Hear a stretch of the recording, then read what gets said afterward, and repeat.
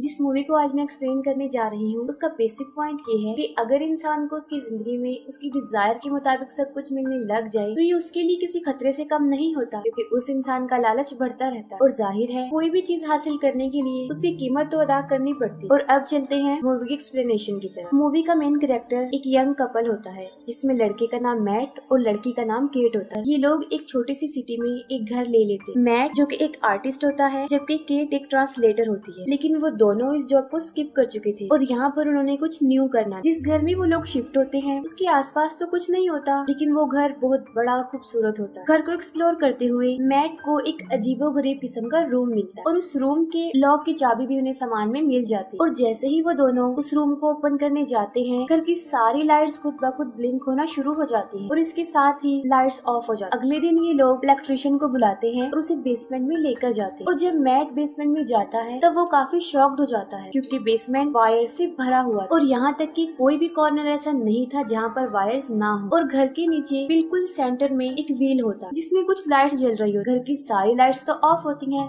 लेकिन वो लाइट्स जल रही होती है। इलेक्ट्रिशियन को ये सारा सेटअप काफी अजीब लगता है और इसीलिए वो उनकी कोई भी हेल्प नहीं कर पाता। लेकिन जाते जाते वो मैट को कहता है कि मैं हैरान हूँ कि आपने ये घर खरीदा क्योंकि बहुत टाइम से ये खाली पड़ा हुआ। और एक अजीब बात वो बताता है कि अब से पहले जो लोग यहाँ पर रहते थे उनका यहाँ पर मर्डर भी हुआ। ये सुनते ही मैट काफी डर जाता है और वो सोच में पड़ जाता है कि हम एक ऐसे घर में रह रहे हैं जहाँ पर किसी का मर्डर हुआ और जाहिर है उन लोगों के लिए ये काफी डेंजर था। ये सब बातें वो केट से डिस्कस नहीं करता और खुद नेट पर सर्च करता है। तब उसे पता चलता है कि 1975 में एक लड़के ने उस घर में रहने वाले कपल को मार दिया था, लेकिन उन्हें मारने की रीजन आज तक पता नहीं चली और उसके बाद उस लड़के को एक मेंटल अजाइलम में भेज दिया गया। इन सब बातों के बाद मैट एक लैंप लेकर अकेला ही उस रूम में बैठा रहता है और वो विश करता है कि काश मेरे पास एक और ड्रिंक की बोतल। और तब उसके पास पड़ा हुआ लैंप ब्लिंक करता है और कुछ देर के लिए लाइट चली जाती है और जब लाइट आती है तब उसके सामने वाइन की एक बोतल पड़ी होती है, जिसे देखकर वो काफी डर जाता है कि ये क्या हुआ। और वो बोतल एग्जैक्टली उसकी बोतल जैसी ही होती है। नेक्स्ट मॉर्निंग जब केट उठती है तो वो देखती है कि घर की सारी लाइट्स ब्लिंक कर रही हैं और वो मैट को देखने के लिए उसी रूम में जाती है। और जब केट उस रूम में जाती है तब वो देखती है कि वो रूम मुख्तलिफ चीजों से भरा हुआ है, जिनमें पेंटिंग्स होती हैं, ड्रेसेस होती हैं और भी अलग तरह की चीजें होती हैं। और तब मैट उसे रियलिटी बताता है कि ये रूम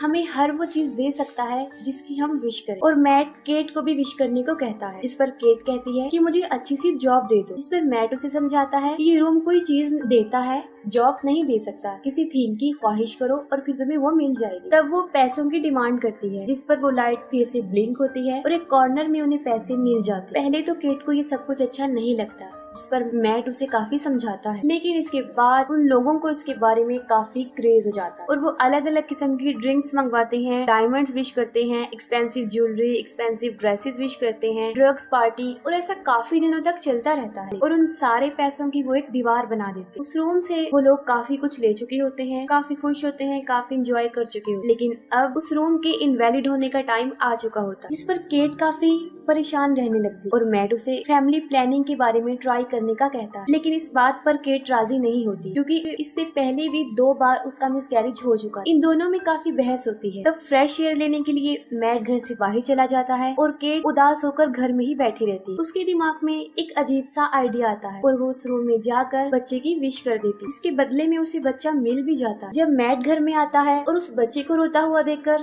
काफी हैरान हो जाता है और केट पर शाउट करता है कि हमने सिर्फ चीजों को विश करना था, किसी इंसान को नहीं। ये तुमने क्या किया और इसका अंजाम क्या हो सकता है। वो दोनों इमोशनली काफी वीक हो चुके थे और बच्चे को दोबारा गायब भी नहीं कर सकते। मैट इस घर में होने वाले मर्डर की आर्टिकल इंटरनेट पर देता है। तब उसे पता चलता है कि किलर का नाम जॉन डो था और इसी रूम के कहने पर ही उसने उन्हें मारा था और उस किलर से मिलने मेंटल असाइलम में जाता है। मैट जब वहाँ पर पहुँचता है तब जोंडो को पता चलता है कि ये लोग उसी घर में रह रहे हैं, जिस पर वो कहता है कि जितना जल्दी पॉसिबल हो सके उस घर को छोड़कर चले जाओ। घर वापस जाते हुए मैट अपनी गाड़ी में पेट्रोल फिल करवाता है और जब वो अपनी पॉकेट में हाथ डालता है तब वो देखता है कि वहाँ पर पैसे नहीं है बल्कि मिट्टी है। और यहाँ पर उस रूम के बारे में एक बड़ा सीक्रेट पता चलता है और वो ये है कि उस रूम से विश की गई चीज अगर उस घर से बाहर जाएगी तो वो डिस्ट्रॉय हो जाएगी। वो भागकर घर वापस आता है और फिर से पूरे घर को एक्सप्लोर करता है। उस वजह को जानने की कोशिश करता है कि ऐसा क्यों होता है, आखिर इसके पीछे लॉजिक क्या है। लेकिन उसे वायर्स के अलावा वहाँ पर कुछ नहीं मिलता और यही नहीं, उस बेसमेंट के अलावा पूरे ही घर में वायर्स होती है। वो बच्चा काफी रो रहा होता है। जिस पर केट उसे बाहर लेकर जाती। मैट उसे मना करता है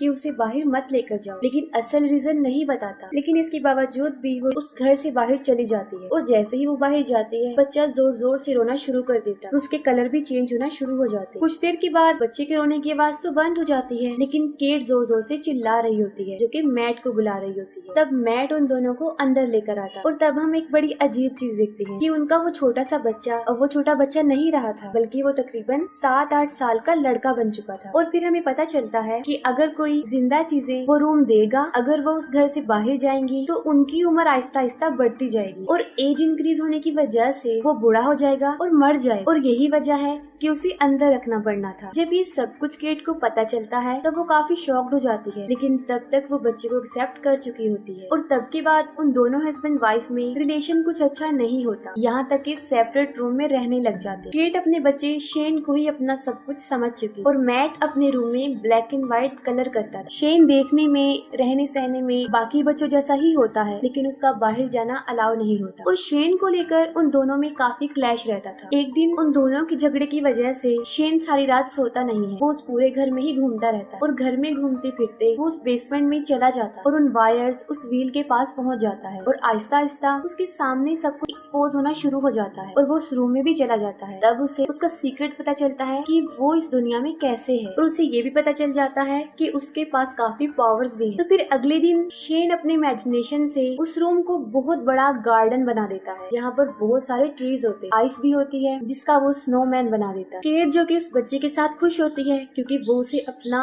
बच्चा समझकर उसे पाल रही होती है, लेकिन मैट इन सब से खुश नहीं होता और उसे रियलाइज होता है कि उस बच्चे के पास काफी पावर्स, जिसका इस्तेमाल करके वो कुछ भी कर सकता है। और यही नहीं, वो बच्चा उनके लिए किसी खतरे से कम नहीं था। इसी दौरान मैट के पास मेंटल अजाइलम से जॉन डो का फोन आता है और वो अपनी रियलिटी बताता है कि उसने क्यों उस कपल को कत्ल किया। वो कहता है कि मैंने उस कपल को इसलिए मारा था क्योंकि उन लोगों ने उस रूम से एक बच्चा विश किया और वो बच्चा कोई और नहीं बल्कि जॉन डो ही होता। और अब जबकि वो बड़ा हो चुका था, उसे बाहर भी जाना था, चीजों को एक्सप्लोर भी करना था और एक नॉर्मल इंसान की तरह जिंदगी गुजारनी थी, लेकिन उसके लिए काफी रेस्ट्रिक्शन। तब रूम उसे कहता है कि तुम्हें बाहर जाने के लिए उसी को मारना पड़ेगा जो तुम्हें इस दुनिया में लेकर आया, और यही वजह है कि वो विश करने वाली औरत को ही मार देता और इसके साथ साथ उसके हस्बैंड को भी मार देता और इसी वजह से वो जेल में भी चला जाता। ये सारी कन्वर्सेशन केट दूसरे फोन से सुन लेती है और गुस्से में गाड़ी लेकर घर से चली जाती है कि उसने कितनी बड़ी गलती कर। लेट नाइट वो घर ही नहीं आती और ड्राइव करती रहती है और घर पर शेन अपनी मदर के लिए पूछ रहा होता है, जिस पर मैट को काफी गुस्सा आता है। तब मैट उसे रियलिटी बता देता है कि तुम्हें हमने उस रूम से विश किया था और अगर तुम इस घर से बाहर जाओगे तो 5 मिनट में तुम बड़े होगे और बूढ़े होकर मर जाओगे। और तब वो उसे घसीटते हुए जानबूझकर दरवाजे के पास लेकर आता है, लेकिन फिर उसे इस बात का एहसास होता है कि जो भी है तो वो एक बच्चा ही, जिस पर वो उस बच्चे से सॉरी कहता है और उसे एक स्टोरी सुनाता है और वो बिल्कुल ऐसे ही हो जाते हैं जैसे बाप और बेटा। और जब आधी रात को केट घर वापस आती है तो वो उन दोनों को साथ देखकर काफी खुश हो जाती है कि आफ्टर ऑल मैट ने उस बच्चे को एक्सेप्ट तो किया। फिर मैट की आँख खुल जाती है और वो दोनों रूम में अकेले होते हैं और शेन उन दोनों को दरवाजे के बाहर से देख लेता है और वो अपने दिल में अपनी मदर के लिए एक अट्रैक्शन को फील करता है और उसे सारी रियलिटी भी पता चल जाती है। और अगले दिन जब वो घर से बाहर जाता है और जब अंदर वापस आता है तो एक 17-18 साल का लड़का बन चुका होता है और अंदर आकर वो मैट को मारने की कोशिश करता है। इस दौरान केट को चोट लग जाती है और वो बेहोश हो जाती है। जब केट होश में आती है तब मैट उसे बताता है कि हम दोनों के दरमियान फाइट हुई थी और इसी दौरान वो मर गया। और ये सुनकर वो दोनों काफी दुखी हो जाते हैं कि कुछ दिनों के लिए हमें एक बच्चा मिला था और वो चला गया है। तब केट उसे कहती है कि मैं इस जगह पर रहना नहीं चाहती, मैं यहाँ से जाना चाहता। तब मैट उसे कहता है कि हमारे पास पैसे नहीं है और सबसे बड़ी बात ये कि यहाँ पर हमें सरवाइव करने के लिए सब कुछ मिल सकता और हमें ये जगह छोड़नी नहीं चाहिए। केट को एहसास होता है कि मैट का बिहेवियर बदलता जा रहा है और वो काफी अजीब होता जा रहा है और देखते ही देखते वो उसके साथ जबरदस्ती करने लगता है। और तब पता चलता है कि वो मैट नहीं है, वो शेन है, जो कि एक मैन बन चुका। शेन जो कि अपनी पावर्स के बारे में जानता था और वो मैट इसलिए बना था क्योंकि केट के लिए उसके दिल में इमोशंस बढ़ते ही जा रहे। फिर शेन उस रूम को कन्वर्ट करके अपने घर जैसा ही बना लेता, जैसा उनका घर था। केट जो कि बेहोश होती है, शेन उसे उठाकर उस रूम में लेकर जाता है। मैट जो कि बेहोश होता है, उसकी आंख खुलती है और वो पूरे घर में उन दोनों को ढूंढता है, लेकिन इसके बावजूद भी वो दोनों उसे कहीं भी नहीं मिलते और यहाँ तक कि वो रूम भी लॉक होता है। और उसके साथ वाली दीवार में वो बहुत बड़ा हॉल करके अंदर चला जाता है और वहाँ पर उसे बहुत सारी वायर्स मिलती, जिन्हें वो हटाकर उस दीवार के दूसरे पार चला जाता है और वहाँ पर उसे अपने घर जैसा ही सारा एनवायरनमेंट नजर आता है। और तब मैट समझ जाता है कि सारा किया धरा शेन का है। और तब गेट के सामने दो मैट आ जाते हैं, जिस पर वो काफी कंफ्यूज हो जाती है और यहाँ पर वो शेन को बुलाती है, जिस पर वो रिस्पॉन्स करता है। तब उसे पता चल जाता है कि असली मैट कौन है और शेन कौन है। और केट मैट को लेकर वहाँ से भागने लगती है, लेकिन वो सब कुछ शेन की पावर से हो रहा था। वो पूरे घर का सेटअप चेंज करना शुरू कर देता है और उन्हें भागने का कोई रास्ता ही नहीं मिला। जो असली मैट था वो तो घर से बाहर भाग रहे हैं, जिस पर शेन भी उनका पीछा करता है। लेकिन तब तक वो लोग उस दीवार को पार करके असली घर में आ जाते और उनके पीछे पीछे शेन भी असली घर में आ जाता है। और तभी मैट उसे खींचकर घर के बाहर आता है और तभी केट दरवाजा बंद कर देती है। काफी देर बाहर रहने की वजह से उसकी उम्र बढ़ती जाती है और वो एक ओल्ड मैन बन के वहीं पर मर जाता है। इन सब के बाद केट काफी डिस्टर्ब रहती है और फिर वो उस घर को छोड़ देते हैं और इसके साथ ही मूवी एंड हो जाती है।